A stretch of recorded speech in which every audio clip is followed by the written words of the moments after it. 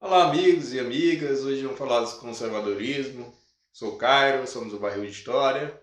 E bem, o conservadorismo ele nasce ali no século XVIII, quando Edmund Burke, em 1729, o autor nasce. Ele era político, filósofo, escreve diversos livros. Mas a gente vai hoje centrar mais na Revolução na França, trazido aqui no Brasil pelo Nimbeco, que foi a versão que nós lemos, tá? Bem, antes de falar do que é o conservadorismo, eu vou trazer uma frase aqui, relembrar, né, uma parte do livro do Mark Bloch, da Apologia da História. Ele fala o seguinte: não necessariamente a palavra, né, uma palavra, ela muda quando o significado dela muda, né? Então ele traz até o exemplo do carro. Será que o cara está falando de carro de puxada a cavalo ou um automóvel? Ele só poderia saber de qual carro se estava falando sabendo o contexto, se tem uma garagem ou não, né, por exemplo. Então ele traz essa questão, que a palavra ela muda o significado conforme o tempo e espaço. Isso bloca, né? Bem, deixando isso claro, a gente vai falar primeiro aqui o conservadorismo e sua origem, no século lá 18 e tal, com Edmund Burke. Edmund Burke queria conservar a monarquia moderada. No contexto dele, é bom lembrar, Jorge III era o rei do Reino Unido, né, ali da Inglaterra, e ele era um rei, uma monarquia moderada, tinha deputados, inclusive o Burke era deputado, né? E o rei era conhecido como Rei Louco, teve problemas psicológicos, teve a perca dos Estados Unidos, né? Os Estados Unidos declarando sua independência em 1776. Enfim, ele era favorável a conservar, né? Daí a palavra, aquilo que conservar algo, conservar a monarquia moderada, a religião, os costumes, as tradições. A Common Law, né? A Common Law era, vamos dizer assim, uma lei baseada na tradição, né? Nos costumes, muito comum hoje, por exemplo, em países de língua inglesa, como o próprio Reino Unido e os Estados Unidos, por exemplo, né? Então era isso que ele queria conservar. No livro, como a gente já citou na Revolução na França, ele era extremamente crítico à Revolução Francesa, né? Tem uma frase muito famosa dele, conservadores aqui no Brasil gostam de repeti-la, né? Que é aquela frase: quem ama a humanidade odeia seu semelhante, né? Isso muitos usam essa frase aqui, como Luiz Felipe Pondé, por exemplo, em seus textos, artigos e tal. Que era o seguinte, para Burke, né, aqueles que têm uma ideia progressista, é uma um mundo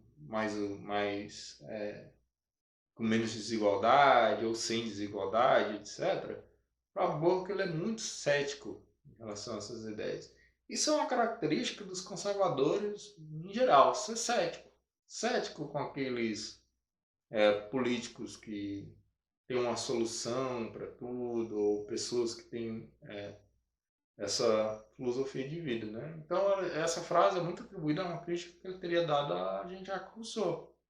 E Jacques Rousseau abandona 5 filhos, abandona uma mulher que sustentava ele financeiramente quando ela vai à falência, e né, ele abandona esses filhos no orfanato. Lá na Aventuras da História, no site, tem falando de Jean-Jacques Rousseau nessa parte, tem lá 2 referências bibliográficas referente à vida do Jean-Jacques Rousseau, né? E ele era crítico a tudo isso, crítico à Revolução. Você lendo, por exemplo, a Revolução na França, uma das coisas que ele traz como pensamento é se seria possível uma revolução sem um grande derramamento de sangue. Ele não literalmente fala isso, mas ele deixa-se, pelo menos na nossa interpretação, a entender isso. Ele fala, olha, tem ideias que são bacanas, que são legais ou não, ou tem ideias filosóficas aí, mas que não necessariamente a população vai aceitar. Sendo ela não aceitando, o jeito é impô-la através da violência e tal, que de certa forma é o que ele pensava em relação à Revolução Francesa, né? Sempre lembrando que a gente está falando aqui num tema do conservadorismo e tal, para não confundi-lo ele com o reacionarismo, que é aqueles que imaginam um passado glorioso, idealizado, né? Que querem voltar a ele, né? O conservadorismo não é isso. E lembrando também que o conservador ele quer manter instituições, tradições, costumes e algumas outras coisas. Mas eles, por exemplo, no caso de Burke, não era necessariamente contra as mudanças. Como Yuval Levin fala no seu livro Grande Debate, entre Burke e Thomas Paine, por exemplo. Ele fala lá que Burke não era contra a mudança, mas tem até uma parte que ele cita o Burke, e o Burke fala, será que o rei não merecia uma segunda chance, ou uma substituição? Ele queria talvez até consertar um quadro ali, que talvez ele visse um erro no Luís XVI, mas permanecer a instituição monarquia, por exemplo. Né? Como eu falei no começo, trazendo aqui o que o Bloch falava, né, com cuidado com a palavra, um conservador brasileiro do século XXI defende conservar umas coisas particulares, né, que tem mais a ver com o nosso país. Por exemplo, a tradição ibérica, um cristianismo, talvez, uma tradição greco-romana, enfim. O conservador inglês vai tentar conservar outras coisas que têm mais a ver com a história do país dele.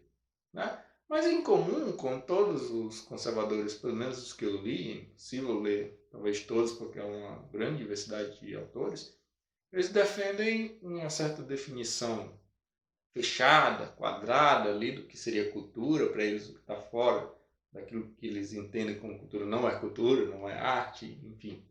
Tendem a defender uma ideia de beleza, tanto que é tema de livros deles, como o Roger Scruton escreveu um livro sobre isso, o próprio Burke também havia escrito, né, um livro sobre isso, e tantos outros.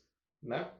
E aqui até o mesmo Mário Vargas Llosa, que antes era de esquerda, progressista, o autor peruano, Nobel de literatura, né? E depois se torna conservador, escreve um livro, A Civilização do Espetáculo, cujo qual ele defende uma ideia bem quadradinha de cultura, do que é uma arte, beleza, enfim, tenta definir essas coisas. Como eu falei, não necessariamente eles defendem exatamente a mesma coisa. Por exemplo, Luiz Felipe Pondé é ateu. Pelo menos ele não defende o cristianismo para ele, né, como pessoa, indivíduo. Então tem essas diferenças entre os autores. Tem o Pereira Coutinho, que é um autor português, também escreve sobre o tema, e sempre eles vão trazendo alguns elementos, às vezes tendo pensamento divergente em algum ponto ou outro, né? Lembrando que a gente aqui do canal Barril de História, estamos falando do conservadorismo, como uma forma de esclarecimento do que é o conservadorismo, uma forma teórica, inicial e tal. Mas não nós do canal, e nem eu pessoalmente, sou conservador, né? Inclusive o Harari, grande historiador israelense, nesse livro, na página 110 dele, né, traz algo super interessante. Para ele, para o autor, né, até o fim da Idade Moderna, né, mais de 90% dos humanos eram camponeses que se levantavam todas as manhãs para trabalhar a terra com o suor da fronte. E os excedentes que produziam alimentavam a ínfima minoria das elites, reis, oficiais de governo, soldados, padres, artistas e pensadores, que enchem os livros de história. A história é que algumas poucas pessoas fizeram enquanto todas as outras estavam arando campos e carregando balde de água. Então, só lembrando, a Idade Moderna, né, para os historiadores, seria ali entre o século XV, século XVI, há uma divergência entre eles, né, e até o fim do século XVIII, até o fim da Revolução Francesa, por exemplo. Então, ali, as pessoas eram agricultoras, elas trabalhavam do sol nascer até o pôr do sol. Não fazia sentido uma mudança lenta, gradativa, como era naquele contexto, para baixo na história, vamos dizer assim, né, como se fosse uma linha, enfim, brincando. Não fazia sentido ser conservador, porque as mudanças não eram drásticas. Quando Karl Marx escreve o Manifesto Comunista, num cenário de revolução industrial, de rápidas mudanças, ele fala que a sociedade burguesa ela só pode existir se ela revolucionar constantemente os meios de produção. E também a sociedade, né? E tudo mais. Então, nesse contexto de revoluções industriais que vieram, é que tem as mudanças drásticas, repentinas, né? Em pouco tempo, em poucos anos, em poucas décadas. Então, nesse contexto que se nasce um pensamento de conservar as coisas. Porque no Império Romano, por exemplo, as mudanças eram lentas. O imperador ficava muitos séculos para cair a instituição império, né? A figura do imperador. Por exemplo, o Império Romano caiu em 476 depois de Cristo, né? Na Grécia Antiga também as coisas mudavam lentamente, assim em outros períodos da história também. Então sempre lembrando, o pensamento conservador, ideológico, político, econômico, em alguns casos, ele surge no final da Idade Moderna e na contemporaneidade, que vem essas mudanças drásticas como Karl Marx aborda no seu Manifesto Comunista no século XIX. Então, lembrando essas características, lembrando que há uma divergência aqui entre o pensamento conservador, retomando, dizendo que o conservador é aqueles que querem conservar algo, instituições, costumes, etc. E que há divergências entre os autores, entre os conservadores de cada nação e de cada também tempo, né, histórico. Né? Um conservador do século XIX no Brasil não quer conservar, não queria conservar o que um conservador do século XXI, por exemplo. Não faz nem sentido. Então, isso é bom a gente guardar bem na mente. Muito obrigado a quem acompanha o canal, quem está assistindo. Dê o like, se inscreva no canal, muito importante, a gente está começando, é importante a sua ajuda. Sugira temas aí nos comentários, né? Dê sugestões, críticas, seus comentários são sempre muito bem-vindos. E a gente agradece muito. Muito obrigado mesmo.